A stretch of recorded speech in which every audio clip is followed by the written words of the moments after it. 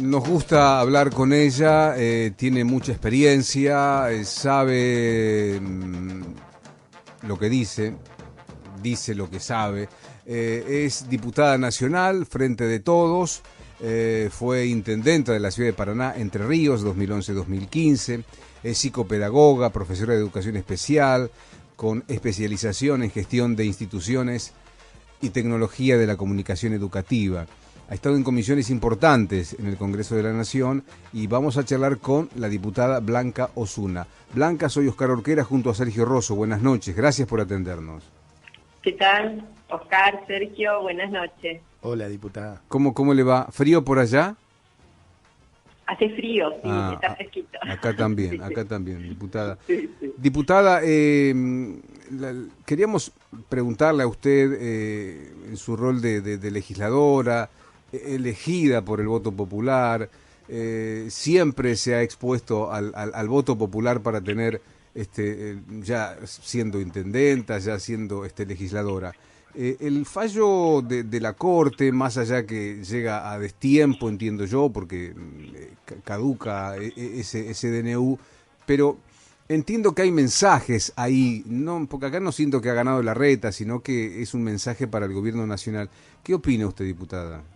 No, sin duda es así. Yo creo que la Corte, por un lado, hay situaciones como paradójicas, ¿no? Reconoce que no tiene elementos para decidir sobre cuestiones de salud, así se expresa en los fundamentos, pero sin embargo no se limita a actuar y lo hace arbitrariamente, poniendo en cuestión atribuciones claramente del Ejecutivo, ¿no? En esto creo que es el primer punto. Y lo otro que estamos hablando y estamos discutiendo en torno a esta impropia decisión de los cortesanos, de una instancia donde estamos entre la vida y la muerte, y un gobierno que define vía el Poder Ejecutivo Nacional y a través de su instrumento, que es un decreto de necesidad y urgencia, tomar una definición no solo vinculada a la salud de quienes habitan el área metropolitana, sino todo el país, porque si uno recuerda en el inicio del 2020, cuando se definió el aislamiento obligatorio, la verdad que en la ciudad, desde donde yo les estoy hablando ahora, no teníamos un caso. ¿Y por qué nos obligamos todos? Digo Paraná, pero puedo nombrar cualquier otra ciudad que no sea la ciudad de Buenos Aires. Bueno, ahí estaba el nido del mal que llegó por avión o por donde sea y se expandió a todo el país. Razonablemente, esa decisión del presidente, vía el mismo instrumento que adoptó ahora para limitar en un periodo relativamente corto las clases y al mismo tiempo evitar entonces los contagios, la verdad que a mí se me representa ese otro momento donde los miles de vecinos que habitamos esta ciudad, no había un caso, uno, y lo respetamos porque creíamos que así se demoraba la expansión, y eso fue lo que pasó, pero se expandió desde Buenos Aires, y ahora igual, el presidente dice, hay una situación en el AMBA grave, las olas crecientes de la expansión de esta enfermedad, este virus tan dañino, se expanden desde la ciudad para el resto del país. Y me parece que la Corte lo que hace es, de algún modo, hacerse también corresponsable de la vida y la suerte de los que se contagien a partir de este fallo. Además, diputado, usted planteaba, yo tuve la posibilidad de ver su cuenta de Twitter y un fallo a distancia, ¿no? Ni siquiera ellos se reúnen, pero sí deciden la suerte de un montón de personas que sí se tienen que movilizar. Por supuesto, si usted va al Palacio de Justicia y de calle Talcahuano, usted va a ver que cómo se trabaja ahí. Haga la prueba, ¿cómo se trabaja ahí? A distancia. La gente no concurre y no lo hacen porque es una ocurrencia de los trabajadores y trabajadoras. Y no, porque hubo una decisión de la Corte Suprema de Justicia firmada con lapicera, esto sí, la primera decisión, donde disponen que por cuestiones de salud, a partir de entonces, estamos hablando de marzo del 2020, no se admitía la presencialidad para, bueno, una serie de trámites.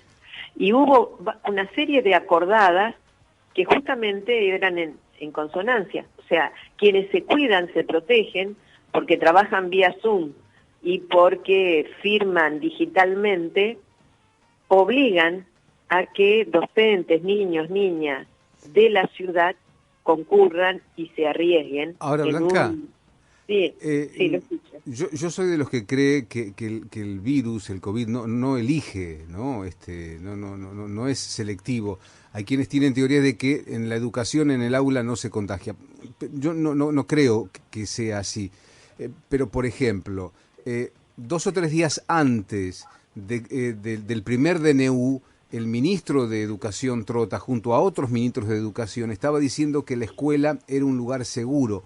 ¿Cómo hace la gente para interpretar esto? ¿Usted qué respuesta encontró a ese decir luego del presidente?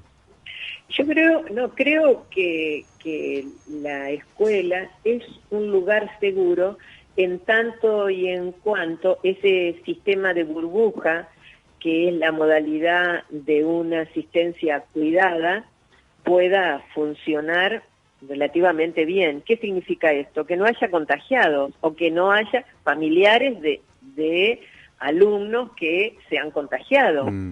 Ahora, esa realidad y el control sobre esa realidad es tan frágil que en verdad hemos llegado a un punto donde cualquier persona hoy que está afectada por COVID, sinceramente no puede asegurar de dónde se contagió, claro. de dónde contrajo el mal. Le digo, claro, mire, yo lo padecía el COVID, y cuando mi médico me dice, bueno, ¿estuvo con alguien? No, yo no estuve con nadie, no tenía ningún familiar enfermo.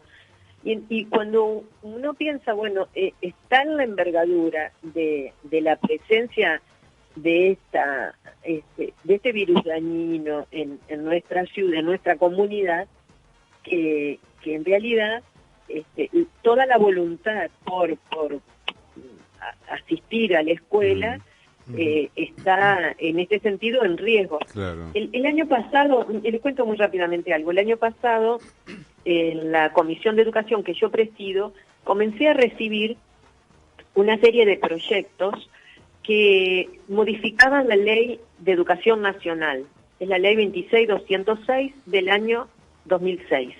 En un artículo, el artículo 109, ¿y qué dice ese artículo?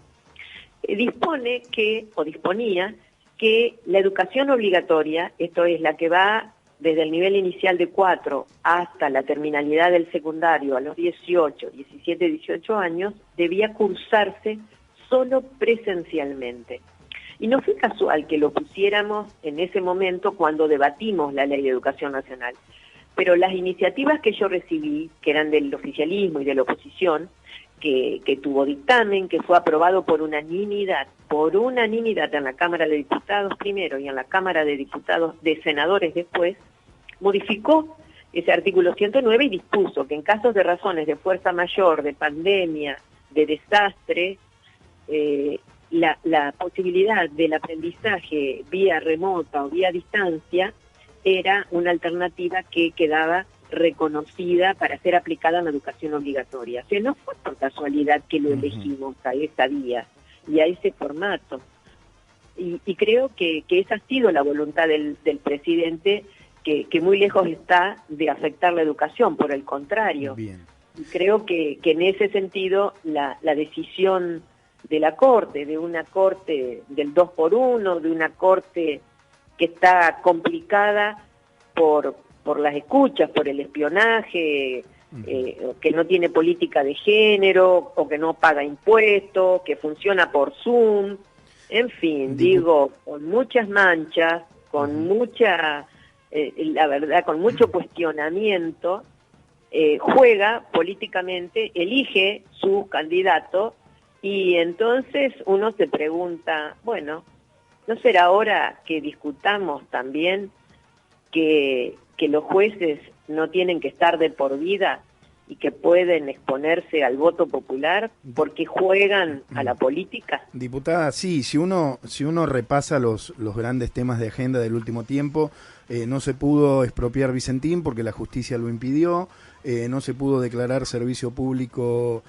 Internet porque la justicia lo impidió, no se pudo frenar el aumento de las telefónicas porque la justicia lo impidió. Claramente daría la sensación, esto lo digo yo, que responden a un sector, pero le quería preguntar, ¿en qué situación está el proyecto de reforma judicial en el Congreso?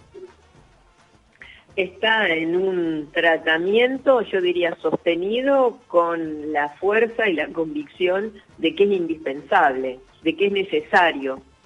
Pero también usted sabrá que en la Cámara de Diputados tenemos una minoría acotada, no tenemos mayoría, y eso hace que algunos tratamientos se demoren. Bueno, por ejemplo, una situación, en estos momentos nosotros no estamos funcionando porque la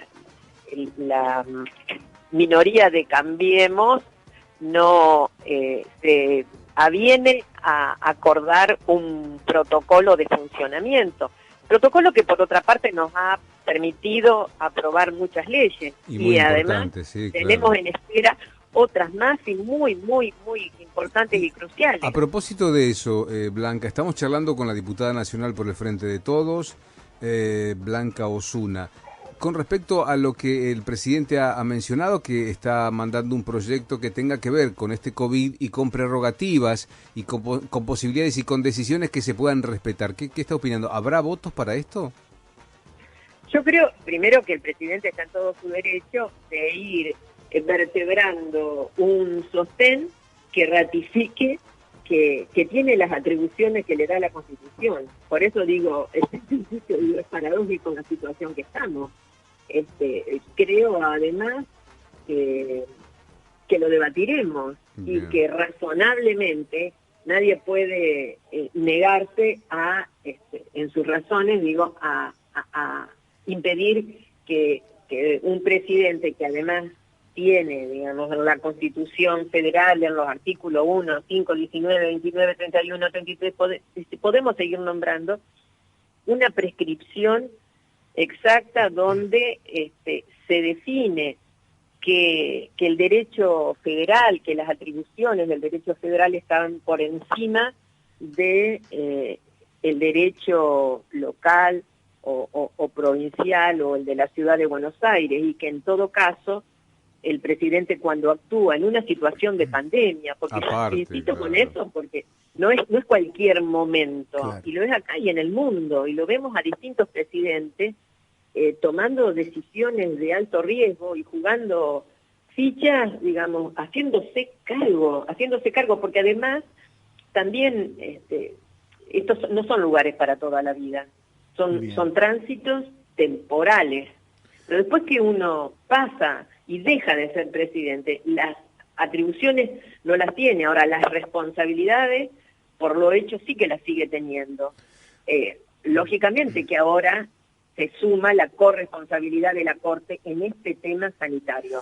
Pero indudablemente el presidente lo que está preservando es que quiere hacerse cargo, pero quiere fundamentalmente cuidar a los argentinos, y lo he dicho de mil maneras diferentes, y con mucho compromiso y una acción que le ha permitido, o nos ha permitido, contar nuevamente con un Ministerio de Salud, que qué hubiese sido si nosotros no teníamos Ministerio de Salud o inversiones para las vacunas, y una política de vacunas que es impecable y trascendente, porque es de algún modo el gran puntal de salvataje de esta etapa, ¿no? Sí. Diputada, la última, cortita, lo más cortita que pueda. Cuando uno habla con sectores de la oposición referente a la reforma judicial, lo único que dicen, o el argumento, es que se busca la impunidad de la vicepresidenta Cristina Fernández. ¿Usted cree que allí hay alguna falla de comunicación en el gobierno nacional? ¿Dónde ve el error?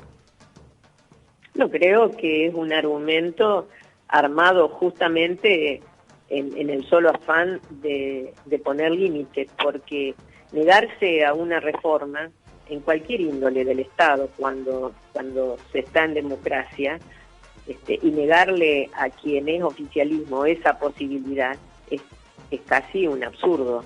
Entonces el argumento, la verdad que elige ese atajo, que además es replicado 1000 veces por una prensa afín a ellos, yo creo simplemente que es eso, que ese Bien. argumento es flaco de sostén y que solamente busca el atajo para no aceptar un derecho que tiene cualquiera que gobierna.